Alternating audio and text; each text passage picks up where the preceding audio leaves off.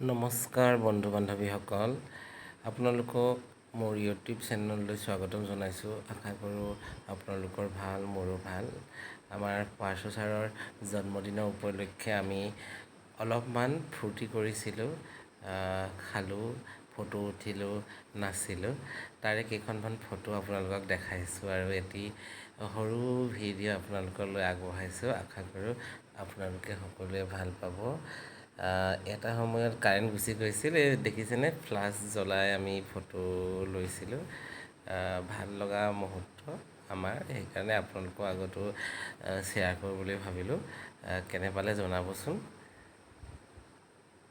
ধন্যবাদ।